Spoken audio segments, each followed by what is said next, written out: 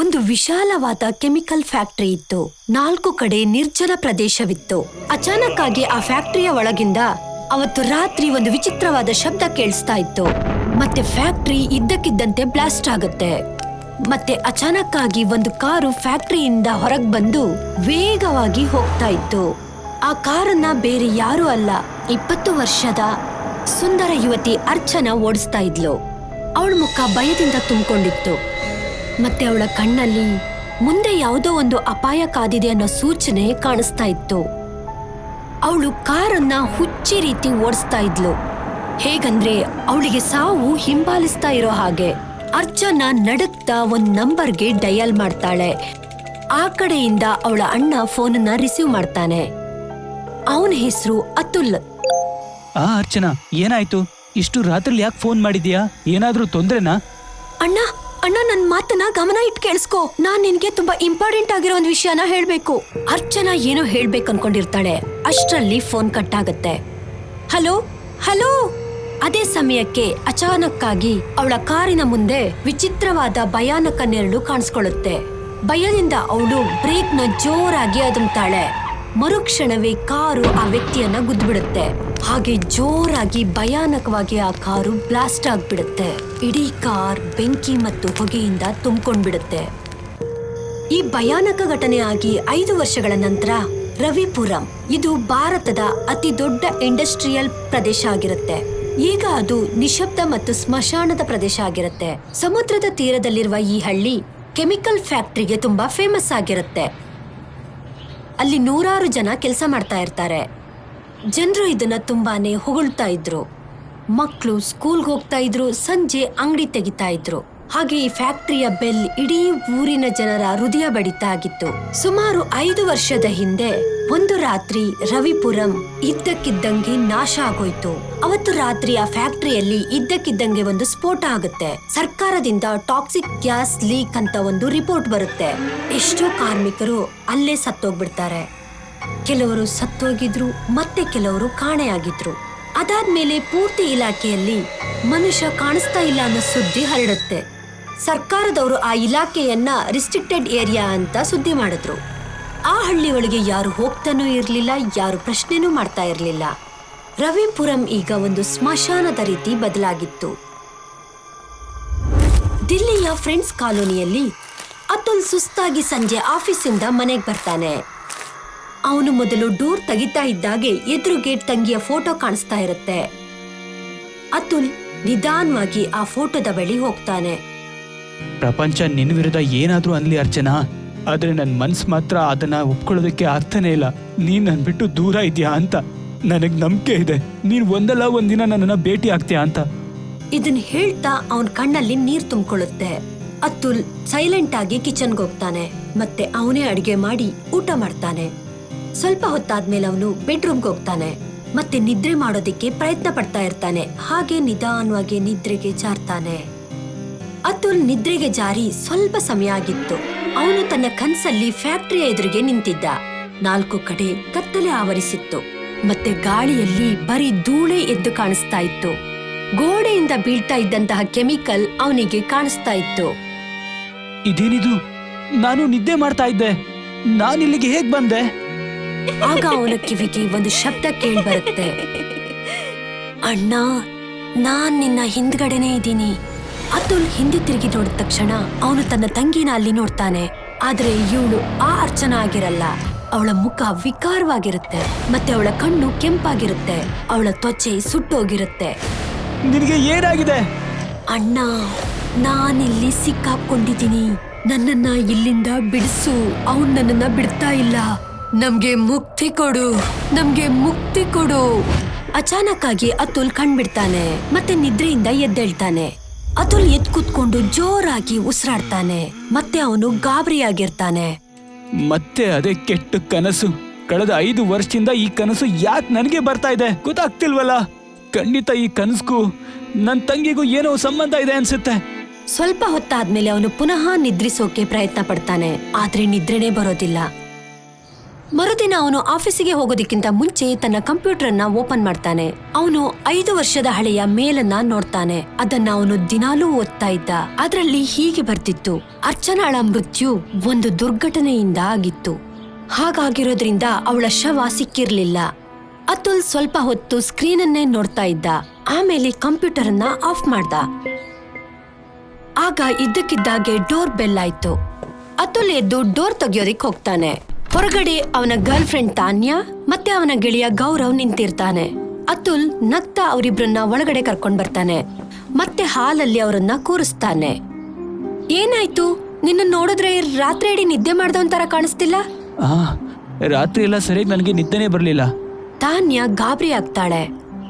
ನಿನ್ನೆ ನಾನು ಯೂಟ್ಯೂಬ್ ನಲ್ಲಿ ಒಂದ್ ವಿಡಿಯೋ ನೋಡ್ದೆ, ಟಾಕ್ಸಿಕ್ ರವಿಪುರಂ ಎಕ್ಸ್ಪೆರಿಮೆಂಟ್ ಎಕ್ಸ್ಪೋಸ್. ಇದನ್ ಕೇಳಿ ಅತುಲ್ ಶಾಕ್ ಆಗ್ತಾನೆ. ಏನು ಹೇಳು, ಎಲ್ಲಿದೆ ಆ ವಿಡಿಯೋ? ನಾನ್ ವಿಡಿಯೋದಲ್ಲಿ ನೋಡಿದ್ದೆ. ಒಬ್ಬ ಯೂಟ್ಯೂಬರ್ ಏನ್ ಹೇಳ್ತಾ ಇದ್ದ ಅಂದ್ರೆ, ರವಿಪುರಂ ಫ್ಯಾಕ್ಟ್ರಿನ ಸರ್ಕಾರ ಮತ್ತೆ ಕಂಪನಿಯವರು ಸೇರ್ಕೊಂಡು ಮನುಷ್ಯರ ಮೇಲೆ ಕೆಮಿಕಲ್ ಎಕ್ಸ್ಪೆರಿಮೆಂಟ್ ಮಾಡಿದ್ರಂತೆ. ಅವರಿಗೆ ವಿಷನ ಕೊಟ್ಟಿದ್ರಂತೆ. ಜನ ಹಾಗೆ ಸಾಯ್ಲಿಲ್ವಂತೆ, ಅವರು ತುಂಬಾ ಕಷ್ಟಪಟ್ಟು ಸತ್ತೋದ್ರಂತೆ. ಒಂದ್ ರೀತಿ ಸಾವು ಅಲ್ಲ, ನರ್ಕನೂ ಅಲ್ಲ, ಆ ರೀತಿ ಸತ್ರಂತೆ. ಸ್ವಲ್ಪ ದಿನ ಆದ್ಮೇಲೆ ಆ ವಿಡಿಯೋನು ಡಿಲೀಟ್ ಆಯ್ತು. ಈಗ ಅದ್ರ ಬಗ್ಗೆ ಯಾವ ಆಧಾರ ಕೂಡ ಇಲ್ಲ. ಆ ಸ್ಥಳದಲ್ಲಿ ಒಂದು ವಿಚಿತ್ರವಾದ ಮೌನ ಆವರಿಸ್ಕೊಳ್ತು. ನನ್ಗನ್ಸುತ್ತೆ ಸರ್ಕಾರನೇ ಆ ಯೂಟ್ಯೂಬರ್ನ ಗಾಯಬ್ ಮಾಡ್ಬಿಟ್ಟಿರ್ಬೇಕು. ಪಕ್ಕ ಏನೋ ಒಂದು ರಹಸ್ಯ ಇದೆ ಅನ್ಸುತ್ತೆ. ಸರ್ಕಾರ ಅದನ್ನ ನಮ್ಮಿಂದ ಮುಚ್ಚಿಡ್ತಿರ್ಬೇಕು. ಇಲ್ಲಾಂದ್ರೆ ಹೇಳಿ, ರವಿಪುರಂ ನಗರ ಒಂದೇ ರಾತ್ರಿಯಲ್ಲಿ ಸ್ಮಶಾನವಾಗಿ ಹೇಗ್ ಬದಲಾಗುತ್ತೆ? ಅಲ್ಲಿ ಅಂತದ್ದು ಏನಿರ್ಬೋದು? ಆ ಇಲಾಖೆಗೆ ಸರ್ಕಾರದವರು ಹೋಗೋದಕ್ಕೆ ಬಿಡೋದೇ ಇಲ್ಲ. ಈಗ ನೋಡಿದ್ರೆ ನಾವು ಅದ್ರ ಬಗ್ಗೆ ಮಾತಾಡೋ ಹಾಗೆ ಇಲ್ಲ. ಅತುಲ್ ಆಳವಾದ ಯೋಚನೆಯಲ್ಲಿ ಮುಳುಗೋಗ್ತಾನೆ. ನೀವಿಬ್ರು ನಿಜ ಹೇಳ್ತಾ ಇದ್ದೀರಾ. ಖಂಡಿತ ಅಲ್ಲಿನ ದೊಡ್ಡ ರಹಸ್ಯ ಇದೆ ಅನ್ಸುತ್ತೆ. ನನಗೆ ಆ ದಿನಗಳು ಈಗ್ಲೂ ಕೂಡ ನೆನಪಿದೆ. ಆಗ ನನ್ನ ತಂಗಿ ಅರ್ಚನಾ ಫಾರ್ಮಾಸ್ಟೇ ಕಂಪ್ನಿಯಲ್ಲಿ ಕೆಲಸ ಮಾಡೋದಕ್ಕೆ ಹೋಗಿದ್ಲು. ನಾನು ಅವಳಿಗೆ ಇದ್ರ ಬಗ್ಗೆ ಒಂದ್ಸಲ ಹೇಳಿದ್ದೆ. ಆಮೇಲೆ ಒಂದಿನ ಅವಳ ಕಂಪನಿ ಅವಳನ್ನ ರವಿಪುರಂ ಫ್ಯಾಕ್ಟ್ರಿಯಲ್ಲಿ ಒಂದು ಸ್ಪೆಷಲ್ ಪ್ರಾಜೆಕ್ಟ್ಗೆ ಅವಳನ್ನ ಕಳಿಸಿದ್ರು. ಅದಾದ್ಮೇಲೆ ಅವಳು ನಮ್ಮ ಮನೆಗೆ ಇದುವರೆಗೂ ಬಂದೇ ಇಲ್ಲ. ಅದ್ರ ಬದಲಿಗೆ ಆ ಕಂಪ್ನಿಯವರು ಒಂದು ಮೇಲನ್ನು ಕಳಿಸಿದ್ರು. ಅರ್ಚನಾಳ ಸಾವು ಒಂದು ದುರ್ಘಟನೆಯಿಂದ ಆಗಿದೆ ಅಂತ. ಆದ್ರೆ ಯಾವ ಶವನೂ ಸಿಗ್ಲೇ ಇಲ್ಲ. ಮತ್ತೆ ಆ ಸೈಟ್ ಕೂಡ ಕ್ಲೋಸ್ ಆಗೋಯ್ತು. ಅರ್ಚನಾ ಗಾಯಬಾಗೋದ್ರ ಹಿಂದೆ ಮತ್ತೆ ಮೇಲ್ ಬರೋ ಹಿಂದಿನ ದಿನ ರಾತ್ರಿ ಹೊತ್ತು ಅವಳು ಕಾಲ್ ಮಾಡಿದ್ಲು ಗೊತ್ತಾ? ಅವಳು ಫೋನಲ್ಲಿ ತುಂಬಾನೇ ಎದುರುಕೊಂಡಿದ್ಲು. ಅವಳು ನನಗೆ ಏನ್ ಹೇಳಿದ್ಲು ಅಂದ್ರೆ, ಅಣ್ಣ ನಾನ್ ನಿನ್ಗೊಂದು ಏನೋ ಹೇಳ್ಬೇಕು ಅಂತಿದ್ಲು. ಅದಾದ್ಮೇಲೆ ಅವಳು ಕಾಲು ಡಿಸ್ಕನೆಕ್ಟ್ ಆಗೋಯ್ತು. ನಾನ್ ಮತ್ತೆ ಅವಳಿಗೆ ಕಾಲ್ ಮಾಡೋದಕ್ಕೆ ಟ್ರೈ ಮಾಡಿದೆ, ಆದ್ರೆ ಫೋನು ಕನೆಕ್ಟ್ ಆಗ್ಲೇ ಇಲ್ಲ. ಅದಾದ್ಮೇಲೆ ಅರ್ಚನಾಳ ಸಾವಿನ ಸುದ್ದಿ ಬಂತು. ಗೌರವ್ ಸ್ವಲ್ಪ ಸಮಯ ಸುಮ್ಮನೆ ಇದ್ದ. ಮತ್ತೆ ಹೇಳ್ದ, ಇಷ್ಟು ಜನ ಗಾಯಬಾಗೋದು, ವಿಡಿಯೋ ಕೂಡ ಗಾಯಬಾಗೋದು, ನೀನು ನನ್ನ ಮಾತನ್ನ ನಂಬು ಅತುಲ್. ನನಗನ್ಸುತ್ತೆ ಇದು ಯಾವುದು ಆಕ್ಸಿಡೆಂಟ್ ಅಲ್ಲ. ಇದು ಎಂತ ಸತ್ಯ ಅಂತಂದ್ರೆ ನಮ್ಮಿಂದ ಇದನ್ನೆಲ್ಲ ಮುಚ್ಚಿಡ್ತಾ ಇದ್ದಾರೆ. ಅತುಲ್ ತಾನ್ಯಾ ಕಡೆ ನೋಡ್ತಾನೆ. ನನಗೆ ನಿಮ್ಮಿಬ್ರು ಮಾತು ನಿಜ ಅಂತ ನನಗೆ ಅನ್ನಿಸ್ತಾ ಇದೆ. ಯಾಕೋ ಯಾವಾಗಿಂದ ನನ್ನ ತಂಗಿ ಅರ್ಚನಾ ಕಾಣೆ ಆಗಿದ್ದಾಳೋ ಆವಾಗಿಂದ ನನಗೆ ಒಂದೇ ಕನ್ಸು ಬರುತ್ತೆ. ಇಷ್ಟನ್ ಹೇಳಿ ಅವನು ತನಗೆ ಬೀಳ್ತಾ ಇದ್ದ ಕನಸು ಬಗ್ಗೆ ಹೇಳ್ತಾನೆ. ಮತ್ತೆ ಕನ್ಸಲ್ಲಿ ಅರ್ಚನಾ ನನಗೆ ಇದನ್ನೇ ಹೇಳ್ತಾ ಇದ್ಲು, ನನಗ್ ಬಿಡುಗಡೆ ಕೊಡು, ನನಗ್ ಬಿಡುಗಡೆ ಕೊಡು.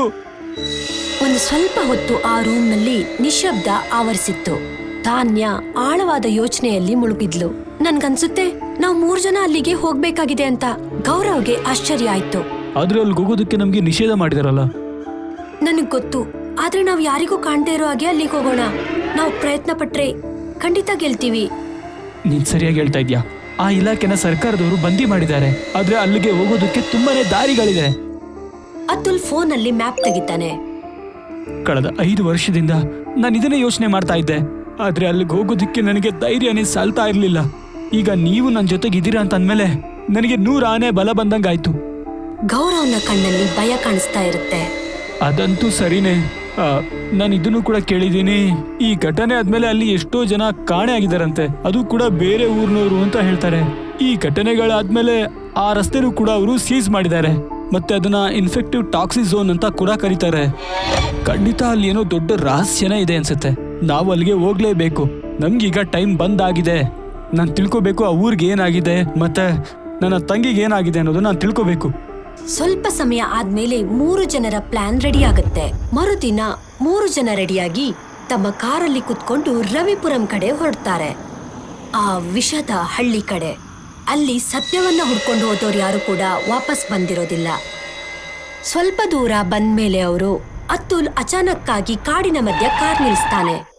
4 ಕಡೆ ಗಾಢವಾದ ಮೌನ ಆವರಿಸಿತ್ತು. ಮತ್ತೆ ಮರಗಳ ಮಧ್ಯ ಒಂದು ವಿಚಿತ್ರವಾದ ತಣ್ಣನೆ ಗಾಳಿ ಆವರಿಸಿತ್ತು. ಏನಾಯ್ತು? ನೀನ್ ಯಾಕೆ ಕಾರ್ ನಿಲ್ಲಿಸ್ದೆ? ಇದ್ರ ಮುಂದಕ್ಕೆ ನಾವು ನಡ್ಕೊಂಡೇ ಹೋಗ್ಬೇಕಾಗತ್ತೆ. ನಾವೇನಾದ್ರೂ ಕಾರಲ್ಲಿ ಹೋಗ್ಬಿಟ್ರೆ ಆಗ ನಮ್ಮನ್ನ ಪೊಲೀಸ್ನವರು ಇಟ್ಕೋತಾರೆ.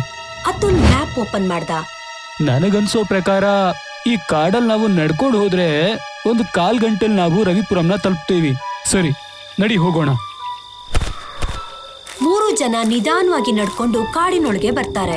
ಸ್ವಲ್ಪ ಸಮಯ ಆದ್ಮೇಲೆ ಅವರು ರವಿಪುರಂ ಒಳಗೆ ಬಂದು ಸೇರ್ತಾರೆ. ಆ ಪೂರ್ತಿ ಊರು ತುಕ್ಕು ಹಿಡ್ದಿತ್ತು. ಮನೆಯ ಹೊರಗೆ ಹರಡಿರೋ ಬಟ್ಟೆಗಳು ಹಾಗೆ ಇತ್ತು. ಅಲ್ಲಿನ ಜನರು ಎಲ್ಲವನ್ನೂ ಹಾಗೆ ಬಿಟ್ಟು ಅಚಾನಕ್ಕಾಗಿ ಮಾಯ ಆಗಿದ್ರು. ಅಲ್ನೋಡು, ಮನೆ ಹೊರಗಡೆ ಬಟ್ಟೆನ ಹರಡಾಕಿದ್ದಾರೆ. ನನ್ಗನ್ಸುತ್ತೆ ಇಲ್ಲಿರೋರ್ ಬದುಕು ಅಚಾನಕ್ಕಾಗಿ ಮುಗ್ದೋಗಿದೆ ಅಂತ. ಬನ್ನಿ, ನಾವು ಮುಂದೆ ಹೋಗೋಣ. 3 ಜನ ನಡ್ಕೊಂಡೋಗ್ತಾ ಒಂದು ಮನೆಯ ಒಳಗಡೆ ಹೋಗ್ತಾರೆ. ಅವರು ಮನೆಯ ಒಳಗಡೆ ಹೋಗ್ತಾ ಇದ್ದಾಗೆ ಒಂದು ಕೆಟ್ಟ ವಾಸನೆ ಅವರ ಮೂಗಿಗೆ ಬಡಿಯುತ್ತೆ. ಓ ಮೈ ಗಾಡ್, ಇಲ್ಲಂತೂ ಕೆಟ್ಟ ವಾಸನೆ ಬರ್ತಾ ಇದೆ. ಗೌರವನ ದೃಷ್ಟಿ ಅಚಾನಕ್ಕಾಗಿ ಅಲ್ಲಿರುವ ಊಟದ ಮೇಲೆ ಹೋಗುತ್ತೆ. ತಾನಿಯಾ, ಸ್ವಲ್ಪ ಅಲ್ಲಿ ನೋಡು, ಅಲ್ಲಿ ಏನೋ ಊಟ ಇದೆ ಅನ್ಸುತ್ತೆ. ನನಗೆ ಏನ್ ಅನಿಸ್ತಿದೆ ಅಂದ್ರೆ ಇಲ್ಲಿ ಯಾರೋ ಒಬ್ರು ಊಟ ಮಾಡ್ತಿದ್ರು ಅಂತ ಅನಿಸ್ತಿದೆ. ಮತ್ತೆ ಅಚಾನಕವಾಗಿ ಎದ್ದೋಗಿರ್ಬೇಕು. ಊಟ ಹೇಗಿದೆಯೋ ಹಾಗೇ ಇದೆ, ಬರೀ ಅಳ್ಸೋಗಿದೆ ಅಷ್ಟೇ. ವಾಸನೆ ಇದರಿಂದನೇ ಬರ್ತಿರೋದು. ಆಗ ಇದ್ದಕ್ಕಿದ್ದಂಗೆ ಅವ್ರ 3 ಜನರ ಕಿವಿಯಲ್ಲಿ ಒಂದು ಶಬ್ದ ಕೇಳುತ್ತೆ. ಆ ಶಬ್ದನ ಕೇಳ್ತಾ ಇದ್ದ ಹಾಗೆ ಅವರ ರೋಮಗಳು ನೆಟ್ಟಗಾಗುತ್ತೆ. ಇದ್ಯಾವ ಶಬ್ದ? ಗೊತ್ತಿಲ್ಲ. ಈ ಊರಲ್ಲಿ ಯಾರು ಕೂಡ ಇರ್ಲಿಲ್ಲ ತಾನೇ. ಮರುಕ್ಷಣ ಆ ಮನೆಯ ಬಾಗ್ಲು ಜೋರಾಗಿ ಬೀಳುತ್ತೆ. ಕತ್ತಲಲ್ಲಿ ಕೆಂಪಾಗಿ ಹೊಳಿತಾ ಇರೋ 2 ಕಣ್ಗಳು ಕಾಣಿಸುತ್ತೆ. ಆ ಕಣ್ಣು ಹೇಗಿತ್ತು ಅಂದ್ರೆ ಸತ್ತಿರೋ ಚಿತೆಗೆ ಬೆಂಕಿ ಇಟ್ರೆ ಹೇಗೆ ಕಾಣಿಸುತ್ತೋ ಹಾಗೆ. ಅಲ್ಲಿ ಯಾರೋ ಇದ್ದಾರೆ. ಆ ಕೆಂಪು ಕಣ್ಣಿನ ಪ್ರಾಣಿ ನಿಧಾನವಾಗಿ ಅವ್ರ ಕಡೆನೆ ಬರುತ್ತೆ. ಅದರ ಮುಖದ ಮಾಂಸ ಕೆಲವೊಂದು ಕಡೆ ಕಿತ್ತು ಹೋಗಿತ್ತು. ಅದರ ಕಣ್ಣಿಂದ ರಕ್ತ ಬರ್ತಾ ಇತ್ತು. ಮತ್ತೆ ಅದು ಮನುಷ್ಯರ ರೀತಿ ನಡೀತಾ ಇರ್ಲಿಲ್ಲ. ಇದು ಯಾವ ಆಂಗಲ್ ಇಂದನೂ ಮನುಷ್ಯನ ರೀತಿ ಕಾಣಿಸ್ತಾ ಇಲ್ಲ. ತಾನ್ಯಾ, ಇವನು ಬದುಕಿರುವಂತ ಝೋಂಬಿ ಅಂತ ಅನ್ಸುತ್ತೆ. ಮರುಕ್ಷಣ ಆ ಭಯಾನಕ ಮಾನವ ತುಂಬಾ ವೇಗವಾಗಿ ತಾನ್ಯ ಕಡೆ ಹೋಗ್ತಾನೆ. ಅತುಲ್ ಮತ್ತೆ ಗೌರವ್ಗೆ ಅರ್ಥ ಆಗೋಷ್ಟರಲ್ಲಿ ಅವನು ತನ್ನ ಹಲ್ಲಿಂದ ತಾನ್ಯಾಳ ಕುತ್ತಿಗೆಯನ್ನ ಕಚ್ಚಿ ತಿಂತಾ ಇರ್ತಾನೆ. ನನ್ ಕಾಪಾಡಿ, ನನ್ ಕಾಪಾಡಿ. ಅತುಲ್ ಮತ್ತೆ ಗೌರವ ಆ ಜೋಂಬಿ ಮನುಷ್ಯನಿಂದ ತಾನ್ಯಾಳನ್ನ ದೂರ ಮಾಡೋದಿಕ್ಕೆ ಪ್ರಯತ್ನ ಪಡ್ತಾ ಇದ್ರು. ಆದ್ರೆ ಅವನು ತುಂಬಾ ಶಕ್ತಿವಂತನಾಗಿದ್ದ. ಅವನು ತನ್ನ 2 ಕೈಗಳಿಂದ ಅವರಿಬ್ರನ್ನ ಗಾಳಿಯಲ್ಲಿ ಹಾರಿಸಿ ಕೆಳಗ್ ಬೀಳಿಸ್ತಾನೆ. ತಾನ್ಯ ಅಲ್ಲೇ ಕೂಗಿ ಕೂಗಿ ತನ್ನ ಉಸಿರನ್ನ ಚೆಲ್ತಾಳೆ. ತಾನ್ಯಾ! ಅತುಲ್ ಕಣ್ಣಿಂದ ಕಣ್ಣೀರು ಬರ್ತಾ ಇದೆ. ತಾನ್ಯಾ ಸತ್ತೋಗಿದ್ದಾಳೆ. ಅತುಲ್, ನಾವು ನಮ್ಮ ಪ್ರಾಣ ಉಳಿಸ್ಕೋಬೇಕು ಅಂದ್ರೆ ನಾವಿಲ್ಲಿಂದ ಹೋಗ್ಬೇಕು. ನನಗನ್ಸುತ್ತೆ ಈ ಝೋಂಬಿ ಈ ಊರಲ್ಲಿ ಇದೊಂದೇ ಇಲ್ಲ, ಇದ್ರ ಜೊತೆಗೆ ತುಂಬಾ ಇದೆ ಅನ್ಸುತ್ತೆ. ನಾವಿಲ್ಲಿಂದ ಹೋಗ್ಬೇಕು. ಗೌರವ್ ಅವನ ಕೈ ಹಿಡ್ಕೊಂಡು ಅಲ್ಲಿಂದ ಹೊರಗಡೆ ಕರ್ಕೊಂಡ್ಬರ್ತಾನೆ. ಆ ಜೋಂಬಿ ತರ ಕಾಣಿಸ್ತಾ ಇದ್ದ ಮನುಷ್ಯ ಅಲ್ಲಿಂದ ಹೊರಗ್ ಬರ್ತಾನೆ. ಮತ್ತೆ ಒಂದು ಭಯಾನಕ ಶಬ್ದವನ್ನ ಹೊರಡಿಸ್ತಾನೆ. ಇವನ್ ಯಾಕೆ ಶಬ್ದ ಮಾಡ್ತಿದ್ದಾನೆ? ನನಗೆ ಏನ್ ಅನಿಸ್ತಿದೆ ಅಂದ್ರೆ ಇವನ್ ಯಾರಿಗೋ ಸಿಗ್ನಲ್ ಕೊಡ್ತಿದ್ದಾನೆ ಅಂತ ಅನಿಸ್ತಿದೆ. ಅವನು ಯಾರನ್ನೋ ಕರೀತಾ ಇದ್ದಾನೆ. ಮರುಕ್ಷಣದಿಂದನೇ ರವಿಪುರಂ ಹಳ್ಳಿ ಒಳಗಡೆ ಯಥೇಚ್ಛವಾದ ಶಬ್ದಗಳು ಬರೋದಕ್ಕೆ ಶುರುವಾಗುತ್ತೆ. ನನ್ನ ಅನುಮಾನ ನಿಜವಾಯ್ತು. ಈ ಊರಲ್ಲಿ ಝಾಂಬಿ ಒಬ್ನೇ ಇಲ್ಲ, ಈ ರೀತಿ ತುಂಬಾ ಝಾಂಬಿಗಳಿದಾವೆ. ನಾವಿಲ್ಲಿಂದ ಹೋಗ್ಬೇಕು. ಇದ್ದಕ್ಕಿದ್ದಂತೆ ಆ ನಗರದ ಒಳಗಿಂದ ಬರ್ತಾ ಇದ್ದ ಶಬ್ದಗಳು ಜಾಸ್ತಿ ಆಗುತ್ತೆ. ಆ ಶಬ್ದ ಪ್ರತಿಯೊಂದು ಮೂಲೆ, ಪ್ರತಿಯೊಂದು ಜಾಗ, ಪ್ರತಿಯೊಂದು ಸ್ಥಳದಿಂದನೂ ಬರ್ತಾ ಇತ್ತು. ಗೌರವ್ ಹೆದರ್ಕೊಂಡು 4 ಕಡೆನೂ ನೋಡ್ತಾ ಇದ್ದ. ಆಗ ಅವನ ಗಮನ ದೂರದಲ್ಲಿ ಸುಟ್ಟು ಕರಕಲಾಗಿರುವ ಆ ಫ್ಯಾಕ್ಟ್ರಿ ಮೇಲೆ ಬೀಳುತ್ತೆ. ನಾವು ಆ ಫ್ಯಾಕ್ಟ್ರಿ ಒಳಗಡೆ ಹೋಗಿ ಬಚ್ಚಿಟ್ಕೋಬೇಕು. ನನಗನ್ಸುತ್ತೆ ಇವನ್ ತರ ಇರುವ ಎಷ್ಟೋ ಝೋಂಬಿಗಳು ನಮ್ಮನ್ನ ದಾಳಿ ಮಾಡೋದಕ್ಕೆ ಬರುತ್ತೆ ಅಂತ ಅನಿಸ್ತಾ ಇದೆ. ನಡಿ, ನಾವು ಅಲ್ಲಿಗೆ ಹೋಗೋಣ. ಗೌರವ್ ಮತ್ತೆ ಅತುಲ್ ಜೋರಾಗಿ ಅಲ್ಲಿಂದ ಓಡೋದಕ್ಕೆ ಶುರು ಮಾಡ್ತಾರೆ. ಸ್ವಲ್ಪ ಹೊತ್ತಾದ್ಮೇಲೆ ಅವರು ಫ್ಯಾಕ್ಟ್ರಿಯ ಒಳಗೆ ಅಡ್ಕೋತಾರೆ. ಅವರು ಫ್ಯಾಕ್ಟ್ರಿಯ ಒಳಗೆ ಬಂದು ನೋಡ್ತಾ ಇದ್ದಾಗೆ ಅಲ್ಲಿ 4-5 ಬಾಡಿಗಳು ಸುಟ್ಟು ಕರ್ಕಲಾಗಿರುತ್ತೆ. ಆ ಜಾಗ ಪೂರ್ತಿಯಾಗಿ ಸುಟ್ಟೋಗಿರುತ್ತೆ. ಶರೀರದಿಂದ ಕೆಟ್ಟ ವಾಸನೆ ಬರ್ತಾ ಇರುತ್ತೆ. ಆ ಜಾಗವನ್ನ ಇನ್ನಷ್ಟು ಭಯಪಡಿಸ್ತಾ ಇರುತ್ತೆ. ಇಲ್ಲಿ ಸುಟ್ಟೋಗಿರುವಂತ ಹೆಣಗಳ ರಾಶಿ ಇದೆ. ನನಗನ್ಸುತ್ತೆ ಇವರು ಅಮಾಯಕರು ಅಂತ. ಫ್ಯಾಕ್ಟ್ರಿಯಲ್ಲಿ ಬೆಂಕಿ ಬಿದ್ದಿದ್ದ ಕಾರಣಕ್ಕೆ ಇವರು ಹೊರಗಡೆ ಹೋಗೋದಕ್ಕೆ ಆಗ್ಲಿಲ್ಲ ಅನ್ಸುತ್ತೆ. ಇದ್ದಕ್ಕಿದ್ದಂತೆ ಆ ಸುಟ್ಟಿರೋ ಬಾಡಿಗಳು ಅಲುಗಾಡೋದಿಕ್ಕೆ ಶುರುವಾಗುತ್ತೆ. ಕಪ್ಪಾಗಿರೋ ಬೆರಳುಗಳು ಅಲ್ಗಾಡ್ತಾ ಇರುತ್ತೆ. ಕತ್ತು ಇದ್ದಕ್ಕಿದ್ದಾಗೆ ನೆಟ್ಟಗಾಗುತ್ತೆ. ಮತ್ತೆ ಬೆಂದು ಹೋಗಿರೋ ಕಣ್ಣು ಇದ್ದಕ್ಕಿದ್ದಂತೆ ಓಪನ್ ಆಗುತ್ತೆ. ಇದೆಲ್ಲ ಹೇಗ್ ಸಾಧ್ಯ? ಇವರೆಲ್ಲ ಸತ್ತೋಗಿದ್ರು ಅಲ್ವಾ? ಇವ್ರು ನೋಡ್ತಿದ್ರೆ ನನ್ಗನಿಸ್ತಿದೆ ಇವ್ರು ಸತ್ತು ತುಂಬಾ ದಿನ ಆಗಿದೆ ಅನ್ಸುತ್ತೆ. ಮರುಕ್ಷಣ ಸುಟ್ಟು ಹೋಗಿರುವಂತಹ ಬಾಡಿಗಳು ಎದ್ದು ನಿಂತ್ಕೊಳ್ತವೆ. ಅವರು ತಮ್ಮ ಕತ್ತುಗಳನ್ನ ವಿಚಿತ್ರವಾಗಿ ತಿರುಗಿಸ್ತಾ ಇರ್ತಾರೆ. ಇವರು ಝೋಂಬಿಗಳಾಗಿದ್ದಾರೆ. ಇವರು ಸಾಯೋದೂ ಇಲ್ಲ, ಬದುಕೋದೂ ಇಲ್ಲ. ಇವರು ಝೋಂಬಿಗಳಾಗಿದ್ದಾರೆ. ಇದ್ರ ಅರ್ಥ ಯೂಟ್ಯೂಬರ್ ಸರಿಯಾಗಿ ಹೇಳ್ತಿದ್ದ. ಇಲ್ಲಿ ಖಂಡಿತ ಏನೋ ದೊಡ್ಡ ಪ್ರಯೋಗನೇ ನಡೀತಾ ಇದೆ. ಮರುಕ್ಷಣ ಆ ಸುಟ್ಟೋಗಿರೋ ಜಾಂಬಿಗಳು ಅತುಲ್ ಮತ್ತೆ ಗೌರವ್ ಕಡೆ ಬರ್ತಾರೆ. ಆಗ ಅಚಾನಕ್ ಆಗಿ ಅದ್ರಲ್ಲಿ ಗೌರವ್ಗೆ ಪರಿಚಯ ಇರೋ ಧ್ವನಿ ಕೇಳಿ ಬರುತ್ತೆ. ಈ ಕಡೆ ಬನ್ನಿ, ಇಲ್ಲ ಅಂದ್ರೆ ಆ ಜಾಂಬಿಗಳು ನಿಮ್ ರಕ್ತನ ಹೀರ್ಕೊಂಡ್ ಬಿಡುತ್ತೆ. ಅತುಲ್ ಶಾಕ್ ಆಗ್ತಾನೆ. ಇದು ನನ್ ತಂಗಿ ಅರ್ಚನಳ ಶಬ್ದ. ಇದ್ರ ಅರ್ಥ ನನ್ನ ಅನುಮಾನ ಕರೆಕ್ಟ್ ಆಗಿದೆ. ಅರ್ಚನಾ ಬದುಕಿದಾಳೆ. ನಡಿ ಬೇಗ. ಮತ್ತೆ ಅವರಿಬ್ರು ಧ್ವನಿ ಬಂದ ದಿಕ್ಕಿನ ಕಡೆ ಓಡೋಕ್ ಶುರು ಮಾಡ್ತಾರೆ. ಅವರು ಸ್ವಲ್ಪ ಹೊತ್ತಾದ್ಮೇಲೆ ಫ್ಯಾಕ್ಟರಿಯ ಎಂತ ಜಾಗಕ್ಕೆ ಬಂದು ನಿಂತ್ಕೋತಾರಂದ್ರೆ ಅಲ್ಲಿ 4 ಕಡೆ ಕತ್ತಲೆ ಮತ್ತು ಮೌನ ಆವರಿಸಿರುತ್ತೆ. ಮರುಕ್ಷಣ ಅರ್ಚನಾ ಅಲ್ಲಿಂದ ಹೊರಗ್ ಬರ್ತಾಳೆ.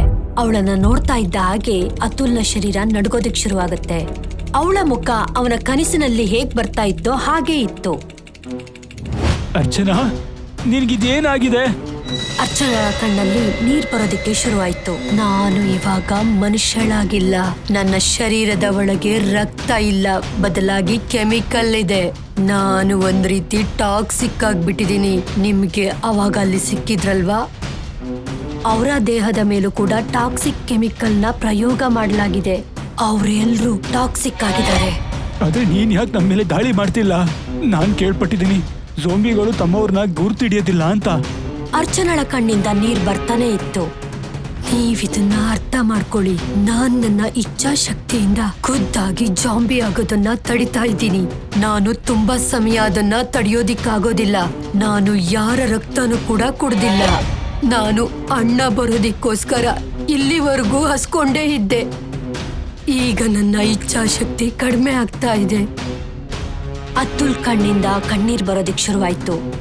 ಆದ್ರೆ ಇದೆಲ್ಲ ಹೇಗಾಯ್ತು? ಅರ್ಚನಳ ಕಣ್ಣಲ್ಲಿ ಕ್ರೋಧ ಕಾಣ್ತಾ ಇತ್ತು. ನಾನಿಲ್ಲಿಗ್ ಬಂದು ಇಲ್ಲಿ ನೋಡ್ದಾಗ ಒಂದು ಭಯಂಕರವಾದ ಪ್ರಯೋಗ ನಡೀತಾ ಇತ್ತು. ನಮ್ಗೆ ಸುಳ್ಳು ಹೇಳಿದ್ರು ಇದು ಒಂದು ಕೆಮಿಕಲ್ ಫ್ಯಾಕ್ಟರಿ ಅಂತ. ಆದ್ರೆ ಇದು ನಿಜವಾಗ್ಲೂ ಜಾಂಬಿ ಮಾಡೋ ಫ್ಯಾಕ್ಟರಿ ಆಗಿತ್ತು. ಇಲ್ಲಿ ಮನುಷ್ಯರನ್ನ ಜಾಂಬಿಯಾಗಿ ಬದಲಾಯಿಸ್ತಾ ಇದ್ರು. ಯಾಕಂದ್ರೆ ಅವರ ಶರೀರದಿಂದ ಹೊಸ ಹೊಸ ಮಾತ್ರೆಗಳನ್ನ ತಯಾರು ಮಾಡ್ತಾ ಇದ್ರು. ಅವಳ ಧ್ವನಿಯಲ್ಲಿ ಕೋಪ ಮತ್ತು ನೋವು ಕಾಣಿಸ್ತಾ ಇತ್ತು. ಆದ್ರೆ ಅಚಾನಕ್ ಆಗಿ ಪ್ರಯೋಗ ವಿಫಲ ಆಯ್ತು. ಅವರು ಯಾರನ್ನ ಜಾಂಬಿಯಾಗಿ ಬದಲಾಯಿಸಿದ್ರೋ ಅವರೇ ಆ ವಿಜ್ಞಾನಿಗಳನ್ನ ಸಾಯಿಸ್ಬಿಟ್ರು. ಮತ್ತೆ ಅವರು ನಿಧಾನವಾಗಿ ಎಲ್ರನ್ನೂ ಸಾಯಿಸ್ತಾ ಇಡೀ ಊರನ್ನೇ ಜಾಂಬಿಯಾಗಿ ಬದಲಾಯಿಸ್ಬಿಟ್ರು. ಮತ್ತೆ ಸರ್ಕಾರಕ್ಕೆ ಈ ವಿಚಾರ ಗೊತ್ತಾಗಿ ಅವರು ಈ ಕೆಮಿಕಲ್ ಫ್ಯಾಕ್ಟರಿನ ಬ್ಲಾಸ್ಟ್ ಮಾಡ್ಬಿಟ್ರು. ಮತ್ತೆ ಪೂರ್ತಿ ಊರನ್ನ ಸ್ಮಶಾನ ಮಾಡ್ಬಿಟ್ರು. ಯಾಕಂದ್ರೆ ಈ ವಿಷಯ ಪ್ರಪಂಚದ ಹೊರಗೆ ಬರ್ಬಾರ್ದು ಅಂತ. ಮತ್ತೆ ಎಲ್ರಿಗೂ ಸುಳ್ಳು ಹೇಳಿದ್ರು. ಅರ್ಚನಳ ಮುಖದಲ್ಲಿ ಕೋಪ ಮತ್ತು ಉದ್ವೇಗ ಒಟ್ಟಾಗಿ ಕಾಣಿಸ್ತಾ ಇತ್ತು. ನನಗೆ ಈ ರಹಸ್ಯ ಗೊತ್ತಿತ್ತು. ನಾನು ಓಡೋದಿಕ್ಕೆ ಪ್ರಯತ್ನ ಪಡ್ತಾ ಇದ್ದೆ. ನಿನ್ಗೆ ಫೋನ್ ಕೂಡ ಮಾಡ್ದೆ. ನನ್ನ ದುರಾದೃಷ್ಟಕ್ಕೆ ಕಾಲ್ ಕಟ್ ಆಯ್ತು. ನನ್ನ ಕಾರ್ ಎದುರಿಗೆ ಒಂದು ಜಾಂಬಿ ಬಂದ್ಬಿಡ್ತು. ಕಾರ್ ಬ್ಯಾಲೆನ್ಸ್ ತಪ್ಪೋಯ್ತು. ಮತ್ತೆ ಅವನು ನನ್ನನ್ನ ಕಚ್ಚಿಬಿಟ್ಟ. ಹಾಗಾದ್ರೆ ಸರ್ಕಾರ ಇದನ್ನೆಲ್ಲ ಯಾವಾಗ ತಡೀತಾರೆ? ಇವ್ರೇನಾದ್ರೂ ರವಿಪುರಮಿಂದ ಹೊರಗಡೆ ಹೋದ್ರೆ ಇಡೀ ಪ್ರಪಂಚನ ಇವರು ಜಾಂಬಿ ಮಾಡ್ಬಿಡ್ತಾರೆ. ಆದ್ರೆ ನೀವಿದನ್ನ ನಾಶ ಮಾಡ್ಬೇಕು. ಅತುಲ್ಗೆ ಶಾಕ್ ಆಯ್ತು. ಹೇಗೆ? ಇದೇ ಫ್ಯಾಕ್ಟರಿಯ ಒಳಗೆ ಬೇಸ್ಮೆಂಟ್ ನಲ್ಲಿ ಈ ಫ್ಯಾಕ್ಟರಿಯ ಮಾಲೀಕ ರಾಘವ್ ಇದ್ದಾನೆ. ಅವನು ಕೂಡ ಜಾಂಬಿ ಆಗಿದ್ದಾನೆ. ಬದಲಾವಣೆ ಏನಂದ್ರೆ ಅವನು ಎಂತ ಜಾಂಬಿ ಅಂದ್ರೆ ಅವನು ಮನುಷ್ಯರ ತರನೇ ಯೋಚನೆ ಮಾಡ್ತಾನೆ. ಅವನು ಎಲ್ಲರಿಗಿಂತಲೂ ಜಾಸ್ತಿ ಡೇಂಜರ್. ಅವನು ಇಲ್ಲಿಂದ ಪಾಸ್ ಆಗ್ತಾ ಇದ್ದ ಎಷ್ಟೋ ಮನುಷ್ಯರ ರಕ್ತನ ಕುಡ್ದಿದ್ದಾನೆ. ಅವನಿರೋ ಜಾಗದಲ್ಲಿ ಒಂದು ಗ್ಯಾಸ್ ಕ್ಯಾಪ್ಸುಲ್ ಇದೆ. ಆ ಕ್ಯಾಪ್ಸುಲ್ ಅನ್ನ ನೀವು ಫ್ಯಾಕ್ಟರಿಯಿಂದ ಹೊರಗಡೆ ಒಡೆದಾಕಿದ್ರೆ ಆ ಕ್ಯಾಪ್ಸುಲ್ ಇಂದ ಬರೋ ಗ್ಯಾಸ್ ಎಲ್ಲಾ ಜಾಂಬಿಸ್ನ ಗುಣ ಮಾಡುತ್ತೆ. ರಾಘವ್ಗೆ ಇದು ಇಷ್ಟ ಇಲ್ಲ. ಯಾಕಂದ್ರೆ ಎಲ್ಲ ನಾಶ ಆಗ್ಬಿಟ್ರೆ ಅವನು ಕೂಡ ನಾಶ ಆಗ್ತಾನೆ. ಹಾಗಾದ್ರೆ ನೀನ್ ನನ್ನನ್ನ ಅಲ್ಲಿ ಕರ್ಕೊಂಡು ಹೋಗು. ನಾನ್ ನಿಮ್ ಜೊತೆ ಬರೋದಿಕ್ಕಾಗೋದಿಲ್ಲ. ಅತುಲ್ನ ಕಣ್ಣಲ್ಲಿ ನೀರ್ ಬರ್ತಾನೆ ಇರುತ್ತೆ. ಅವನು ಅರ್ಚನಾ ಹೇಳಿದ ದಾರಿಲಿ ಹೋಗ್ತಾ ಇದ್ದ. ಸ್ವಲ್ಪ ಹೊತ್ತಾದ್ಮೇಲೆ ಅತುಲ್ ಮತ್ತೆ ಗೌರವ್ ಆ ಬೇಸ್ಮೆಂಟ್ ನ ರೀಚ್ ಆಗ್ತಾರೆ. ಅಲ್ಲಿ ಭಯಂಕರವಾಗಿ ಕಾಣಿಸ್ತಾ ಇದ್ದ ಒಬ್ಬ ಮನುಷ್ಯ ಇದ್ದ. ಅವನ ಕಣ್ಣಲ್ಲಿ ನರಕದ ಹೊಳಪಿತ್ತು. ಅವರಿಬ್ಬರನ್ನ ನೋಡಿ ಅವನ ಮುಖದಿಂದ ಒಂದು ಭಯಂಕರ ನಗು ಬರುತ್ತೆ. ಸರ್ಕಾರದವರು ಹೈವೇಗ್ ಬರೋರ್ನ ಬರ್ದೇ ಇರೋ ಹಾಗೆ ಮಾಡಿದ್ದಾರೆ, ಆದ್ರೆ ನೀವು ಬಂದಿದ್ದೀರಾ. ಆದ್ರೆ ತುಂಬಾ ದಿನ ಆಯ್ತು ಮನುಷ್ಯರ ರಕ್ತ ಕುಡಿದು. ಈಗ ನಾನು ನಿಮ್ಮಿಬ್ಬರ ತಾಜಾ ರಕ್ತವನ್ನ ಕುಡಿದು ನಾನಿನ್ನು ಶಕ್ತಿವಂತನಾಗ್ತೇನೆ. ಆಗ ಗೌರವ್ಗೆ ಟೇಬಲ್ ಮೇಲಿಟ್ಟಿರೋ ಕ್ಯಾಪ್ಸೂಲ್ ಮೇಲೆ ಕಣ್ ಬೀಳುತ್ತೆ. ಇದೆ ಆ ಕ್ಯಾಪ್ಸೂಲ್, ಬೇಗ ತಗೊಂಡ್ಬಿಡು. ಅತುಲ್ ಓಡ್ ಹೋಗಿ ಆ ಕ್ಯಾಪ್ಸೂಲ್ ಅನ್ನ ಎತ್ಕೊಂಡ್ ಬಿಡ್ತಾನೆ. ರಾಘವ್ಗೆ ಎಲ್ಲನೂ ಗೊತ್ತಾಗುತ್ತೆ. ಮತ್ತೆ ಅವನು ತಟ್ಟಂತ ಗೌರವ್ ಕೈನ ಹಿಡ್ಕೊಂಡ್ಬಿಡ್ತಾನೆ. ಮತ್ತೆ ಅವನು ಗೌರವ್ ಕತ್ತನ್ನ ಕಚ್ಚೋದಿಕ್ ಶುರು ಮಾಡ್ತಾನೆ.